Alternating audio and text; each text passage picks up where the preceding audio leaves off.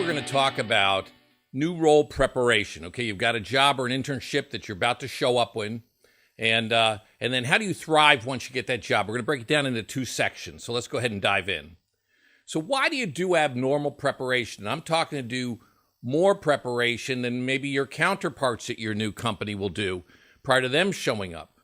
Well, when you prepare heavily, it builds your confidence, it enables you to stand out early, and it helps your learning during onboarding. They're bringing you up to speed. Every job has some level of new hire training, but you've got a basis of information that's going on top of, so you're going to go ahead and do much better job in coming up to speed.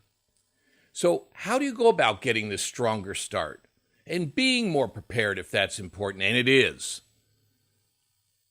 You want to go ahead and stand out from the others who joined when you did, because you know you're going to get compared to them.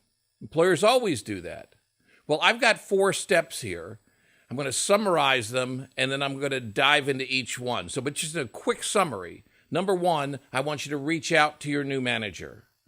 Number 2, I want you to do pre-reporting due diligence. Okay, this is the preparation. Number 3, I want you to leverage your network to give you some advantage as well. And then number 4, that's a secret. I'll get to that when we dive in deeper. So let's get started. Number 1, you're going to want to ask your manager, and by phone or by a video meeting or in person, it's fine, however you do it. You're going to ask her or him to envision 6 months after you start. You're in her office, and she goes, wow, you had an incredible start. You caught on so quickly. You know, you came up to speed so fast. I wish I had more people like you. I call that the wow moment. So what do you need to do in order to get closer to wow? Well, you want to go ahead when you talk to your manager, use open-ended questions. Open-ended questions are questions that can't be answered in a yes or a no. It requires more explanation. And that's what you're looking for now. You're trying to get that information so that you can go ahead and figure out how to prioritize and how to come up to speed. And here's an example. Of those who nailed their new start, I mean, they did a great job, and then they went on to be very effective in their role. What did they do differently that helped them to stand out? And of those who had promise, you were excited when you brought them on board, they maybe got off to a disappointing start. What did they do? And if you listen carefully to that information, you're going to learn the do's and don'ts of getting up to speed. And there'll probably be some editorial that your manager will start giving you, elaborating, and it will help you get up a great level quickly. Now, careful. You're going to be under the spotlight when you start asking these questions. I mean, the employer's going to love it, but then you have to deliver. So don't do this if you're not willing to follow through and be incredibly effective. Because that's what, you're under the microscope now because you said, this is what I want to do. You got to follow through. So what percentage of new hires do you think do this? Very, very few. So early, you haven't even started yet. You're starting to stand out and build great expectations with your employer. Well done. Number 2, you want to do pre-reporting due diligence. So the first thing you want to do, you had this great conversation with your manager, follow up on the manager's suggestions. From that, make sure that you're going to go ahead and nail the objectives that she or he has laid out to you. Then I want you to go ahead and set Google Alerts. Google Alerts are great. Anytime something comes over the internet, when you have an alert for it, Google flags it and sends it to you. And there'll be a link to this, a YouTube tutorial video, or you can go ahead and just go to YouTube yourself, and there's lots of people that tell you how to use this. And that'll be in the resource session of this lessons and also in the workbook. You might want to go ahead and Google Alert for your new employer. To maybe, if they live in a competitive environment, maybe the top 2 or 3 competitors. Most industries have industry analysts. They call them different if you're in a nonprofit or, it could be different. But basically, they take a look at the industry. What are the trends? What's new? What's working? What's not? What's the ambitions? And they have analysts that go ahead and do this. Then there's financial analysts. If you're with a publicly traded company, they're trying to go ahead and tell their clients, this is what we expect the company to do financially over time. There'll be tons of information from there, so you might want to go ahead and Google alert them as well. And then there's also industry journals, associations, and LinkedIn groups where there's good expertise that you can go ahead and mine value. You want to feed your head consistently with the latest and greatest. What's new? What's working? What's not working? Due diligence will be coming at you automatically with Google Alerts. Keep up on the reading, and it'll help you. And I'll tell you, you don't have to stop this as you're coming on board. You may want to adjust these, that again, you're just moving it along. If your knowledge is rising faster than the person to your left and right, you're going to stand out and be in a really good place. You're now building a great platform for an incredible start. Number 3, you want to leverage your network. LinkedIn is really helpful here. Start with alums from where you went to school, just like you did with informational interviews.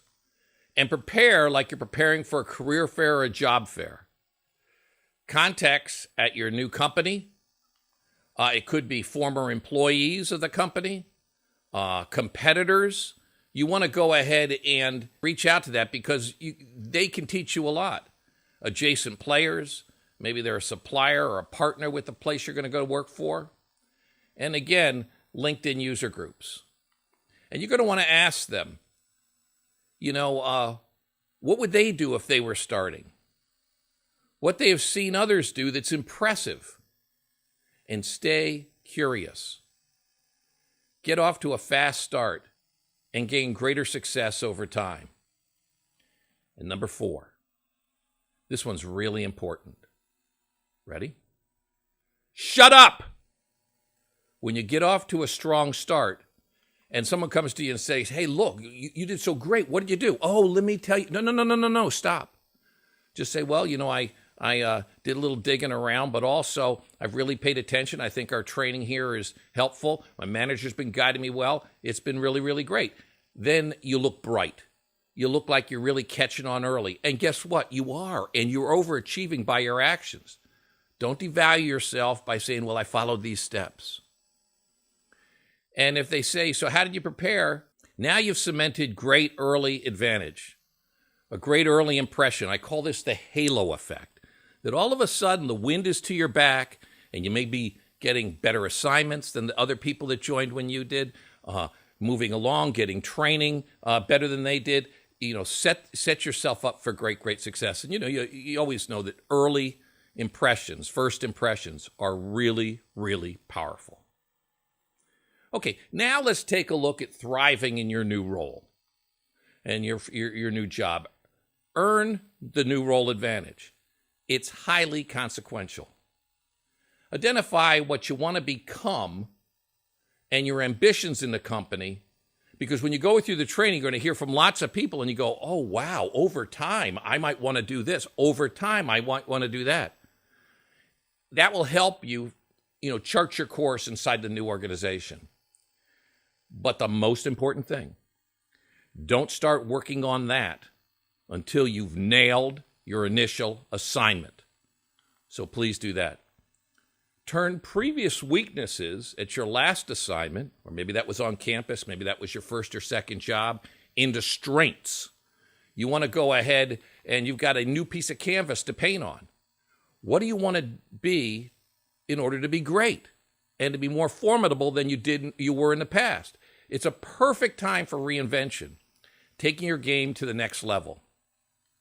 You also want to align and hang out with and team with and go to lunch with the overachievers. These are people who are going places. You want to mimic them. You want to learn from them. And also, the more organized you are outside of your initial assignment, the more focused you'll be with your initial assignment. So your home workspace, is that tidy? Is that in order? The bills that you're doing, are they filed away? Are you in good shape there? Your office workspace, when you leave at night, does it look like you're well put together? It should. Your car. If your car is clutter-free, your head will be clear. And you have a sharp focus on your new role And keep your personal finances in order. Financial recklessness can distract you. So set up your long-term contributions. We're going to get a lot more of this in the second half of the course, which is coming up in a couple of chapters. But you want to go ahead and set up your 401k with a plan, a Roth potentially, or an IRA. So you know as you're proceeding in this assignment, the future's in a good place. You want to establish an emergency fund. We'll get into this later, but let's say the transmission goes out on your car. You're not panicked. You know, you don't have to wait a week to get it because you got to put the funds together. No, you've got the money set aside, and we'll teach you how to do that. And keep your eye on debt. Debt is something that can be like quicksand and pull you under. So those are just some basics. Again, we're going to dig into a lot more of that in the subsequent chapters and sessions. Keep track of the things you don't know. Often people are reluctant to ask questions. So your manager is making a presentation, they use a term or a phrase, and you don't understand what it is. And people don't want to raise their hand because they're afraid, I drifted off, I was daydreaming a minute ago, or I didn't read all the stuff they asked us to read prior to this meeting, and they're afraid they're going to look bad. So if that happens, just go into your notes and jot down whatever the thing is that you would like more information on. And then you want to go ahead and dig into that later. So keep notes, seek others to teach you. When I was in technology, sometimes a phrase would come along, I wouldn't know what it meant. I'd write it down in my notebook. And then I'd find a really smart person. In my case, it was a systems engineer, technical person, and I'm not that technical. And I would dig in and I'd buy them lunch and I would go down the list and I'd say, talk to me about this. Where is this? What is this? And that would get me up to speed. If you just gloss over those, you're not going to be as formidable as you could be. Make sure you're getting those answers from great qualified people. So again, you want to hang out with the best and the brightest. And stay curious. Lifelong learning begins now. If your boss, CEO, principal, chancellor, director, senior manager quotes a book, read it.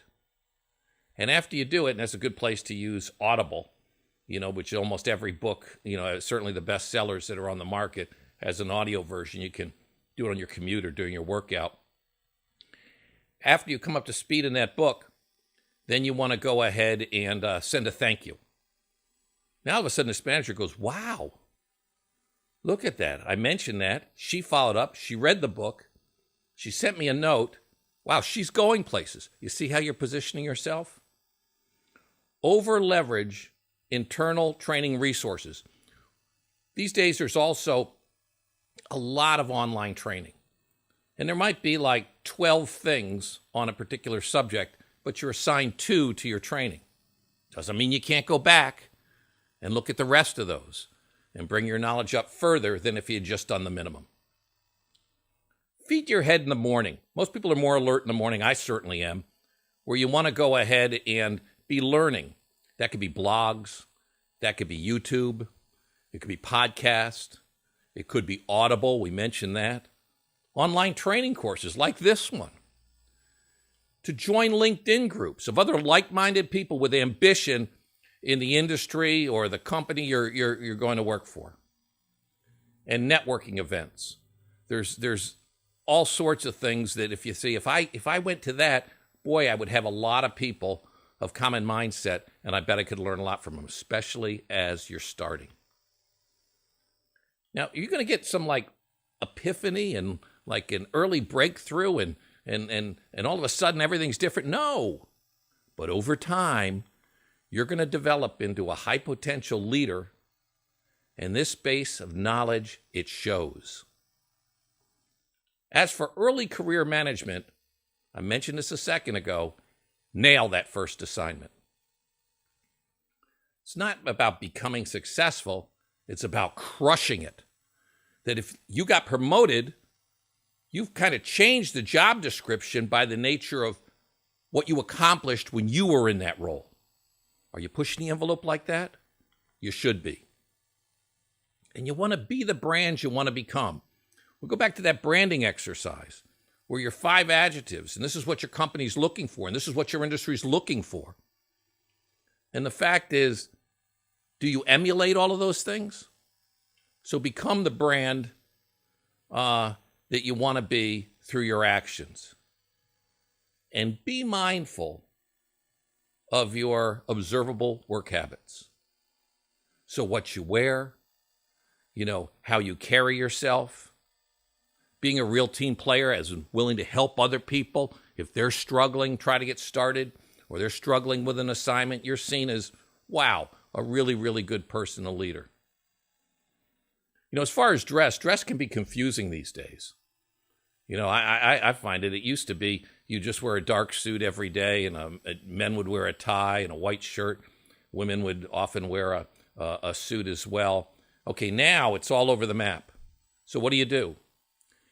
The best advice I've heard is dress like your boss's boss. So if you see how they dress, that's how you dress. Also, I want you to lead with yes.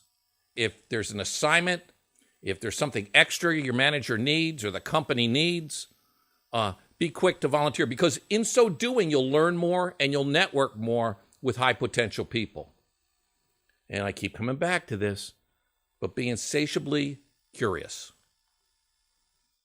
So employment behavior, and the bigs, and I've referenced this a lot. I mean, I highly recommend the book, and there's links to it in here. But they say, don't strive to do a good job. Do a great job and set that bar high. It's a competitive world.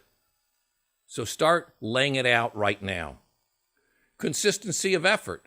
It's not like in the beginning when you're all fired up and everything's new, that you're coming all with this positive energy. No. It's consistently applied over time. You want to meet all your deadlines. And for certain, if you're going to miss a deadline, you want to telegraph your punch and in advance say, listen, I'm not going to have this done by tomorrow morning. I'll have this done a day from now. And it'd be better actually this more than tomorrow morning. It's like, a few days in advance. So your boss might go, no, I have to have it. And let me tell you why. And you reprioritize other things you're doing. So you want to meet all of your deadlines. Never complain about your job. This is what's dangerous about hanging out with coworkers. Because if you let your hair down and you say something negative, it often gets back to the company, and that can kill you. Sometimes people actually say those things to make themselves look good to management while they're hurting your brand. Assume confidentiality. If you're told something, assume it's confidential if you're not sure. Arrive early and stay late. And that gets noticed. It gets noticed a lot. Initially, you want to do more listening than talking. You want to look, and we talked about this before, not only mentors, but advocates, and those are earned positions. As you engage with projects with these people, you go ahead and nail it in such a way that there's an affinity for them to interact with you going forward. And you always want to seek best practice. What's working? If someone else comes with it, give them great credit for that and try to mimic the very best things the overachievers do. And don't fake it. If you don't know how to do something, put your hand up and say, I need help here. I'm not quite sure what to do. It's a sign of strength, not weakness. Nothing and no one is beneath you. The greatest senior executives in the company, they treat the person in the lobby who are checking in visitors with the same dignity and the same respect as they do an executive vice president. Learn from that. Never talk about your coworkers. That's a no-no. And again, that gossiping can get you in real trouble. And at all costs, try to refrain from dating in the office. That's a big problem. Because often relationships, especially when you're young and you're in your 20s, there's some drama that comes into it. And you don't want to bring drama into the workplace. So in general, good luck. You're going to be great. Just by doing these and engaging in these and having some sort of plan that you're going to go forward to take to that next job, you're going to do far better than you didn't. And when you look to your left and right, you're going to be the one that stands out. Now go get them.